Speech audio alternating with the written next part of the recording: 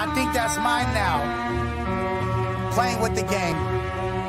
I'm fat, but I'm starving like my rib cage is showing. Flex when I step in the ring, I'm Hulk Hogan. Punch you in the forehead, I'm busting your skull open. Blood dripping like a faucet if you talk shit. Ain't no competition, slaughter the whole offense. Run the jewels and the money in your wallet. I'm a monstrous killer, ain't no way that you can stop this. Out of control, heavy bars with a deadly flow. Murder rappers and stages, that be my stepping stone. So hungry I could turn into a cannibal. My mind's different, wired like an animal. Shh. Sociopath, no emotion on my face when I kill him with raps. I'm that crazy motherfucker, don't cross my path. What up? My name is MC Wicks, born and raised in Fresno, California. Been MCing for 13 years.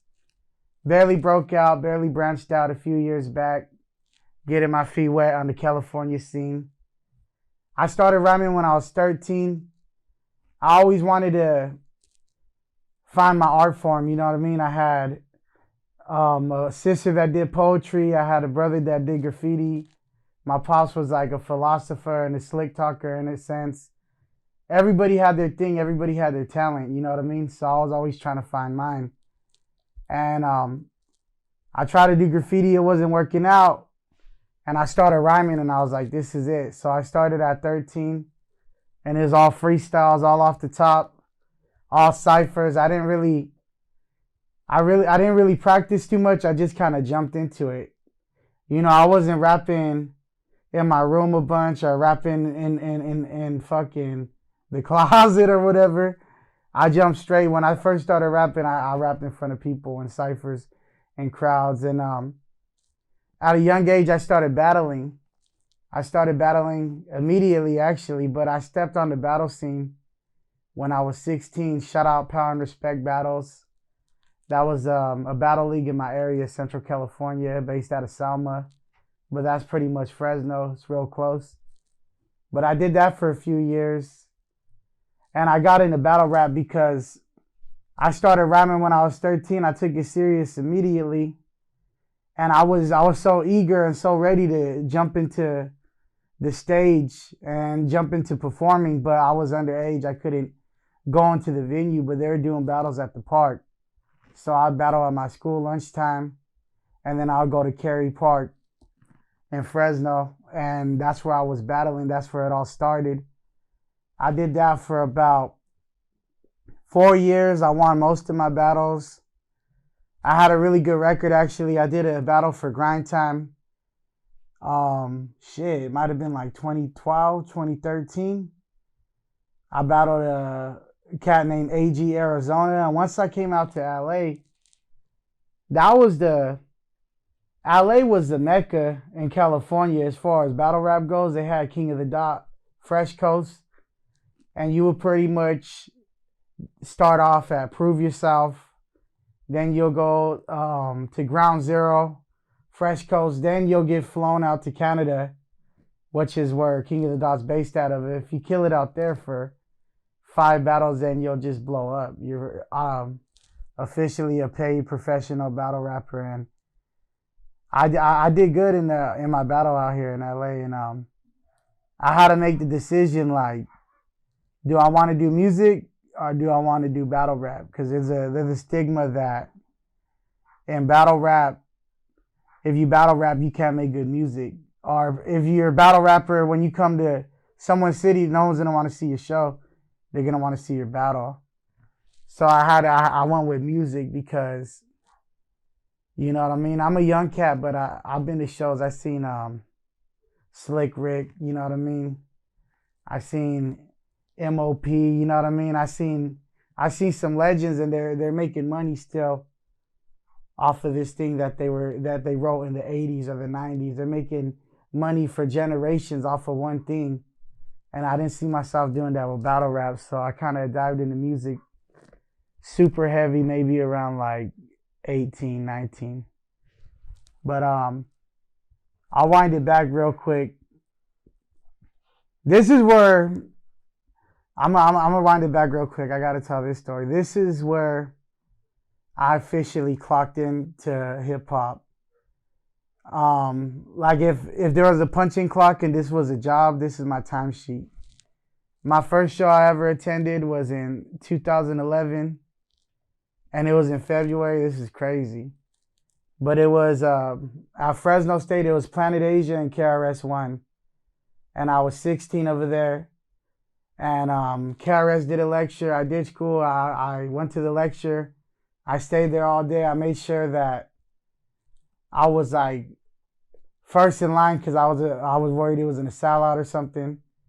And thankfully I did that because the venue could hold probably like 1,000, but they only allowed 200 in for some reason. I don't know, but I was lucky enough to get into that small intimate show. And at the end of the show, I was young, man. I was 16. I'm the youngest person there. You know what I mean? KRS came out in the late 80s, so it was an older crowd. But he opened the mic and he did a cypher. And he did a cypher, and I jumped in the cypher and I killed it. I bodied it. And it was crazy because during the cypher, like, a lot of these older cats, they're so competitive. They want to get like thrown on tour or get signed or approval or whatever it is. So I remember right then and there, I realized how competitive and how real hip hop was from the start. First show ever. Because I'm like 16 and these grown ass dudes are like this with the mic. Whoop, whoop, passing me over. And I'm like, damn. I'm trying to grab the mic and they're like, nope. They kept skipping me. And I wish I knew the dude's name, but he was a white cat. And he was rapping and he's like, I see you, little homie. I see you on a rap. I'm a rap and I'm going to pass the mic to you. And he did that. I bodied them. And that's the first time I seen Asia too. I listened to a little bit of his stuff. That's like the raw kill in my city, man. That's the God. And I rapped to him on the side, you know what I mean, before the show. And he gave me love, you know what I mean, from day one, and throughout the years kept showing love and stuff. But fast forward, after the show, KRS, he had the gospel hip hop at the time, and his wife, he would tour with his wife. I think his son DJs for him a lot of times. But his wife tapped me on the shoulder and she was like, hey, did you get a book? And I was like, nah, I wanted to. And she's like, oh, come over here, we'll give you a book. So she points like towards the green room. I just kind of walk by the door. I'm not going to go up in there, you know? She's like, nah, come in. And KRS, he dropped game for like 30, 40 minutes. I was a young cat. He was just dropping game, giving knowledge, told me his story, told me that about how he was homeless and he met Scholar Rock in the shelter. And KRS said the last person I brought backstage that was your age was Queen Latifah. And I was like, damn, well, she's rich. So maybe shit, hopefully one day I'll be rich. You know what I mean? That's a big name right there. I know she's doing more movies, but that's a statement, you know? But my mind went blank because I was in this kind of starstruck mode in a sense. But the one thing I always remembered is he said, one day I'm going to be on stage and I'm going to pass you the mic. So that always kind of stuck with me. And after that day, I left that show. I was so in love with the energy and hip hop and Asia and KRS. They look like they're having a great time, like the time of their life on stage. And I'm like, wow, they get paid to do this and go around the world. I was doing it kind of like a hobby. But right then and there, I was like, nah. I don't know how, I don't know when, but I'm going to make this shit happen. This is what I'm going to do. I'm going to be an MC.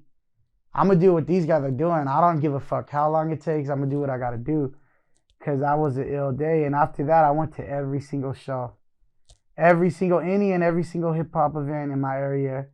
If there's hip hop in Fresno, you will see my face. And so, yeah, that's that. Fast forward, KRS. I'm going to go back to what KRS said. He said he was going to pass me the mic. And I always kept that in my head too. And I was like, all right, that's crazy. What if that happens? How do I make that happen? Do I got to get big enough to be on a festival with him? How am I going to make that happen? Is it going to happen? That'd be crazy. And I kept thinking about it and visualizing it. He comes back to Fresno like 5 years later. And I snuck into the venue. I snuck into the venue. I wasn't 21 yet, and they did the same thing, the cypher.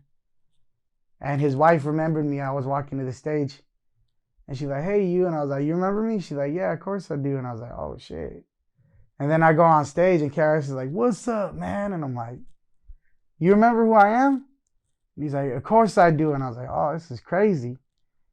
And his there's actual video footage of this online. I'll send it to you guys. It's crazy. But his hype man raps, and then KRS-One spits his rhyme second, and it was like a movie, yo. Like, it was crazy. Like, after he spit his rhyme, it was like everything kind of slowed, like slow motioned, and then he passed me the mic, and I was like, "Oh shit, that just happened." And that's just, ever since that day, the show and the day that the mic was passed, that was like life changing. Right then and there, that's when I started believing in manifestation. I was like, manifestation is real. I didn't even know what I was doing. I was subconsciously manifesting this to happen. I was thinking about how I'm going to make it happen, what I got to do to make it happen, when it's going to happen. I kept replaying it, and it happened, and I was like, oh. So then I just started doing, like, I started making little manifestations, you know, like another one of the big ones that happened is they painted a mural in my city, you know what I mean?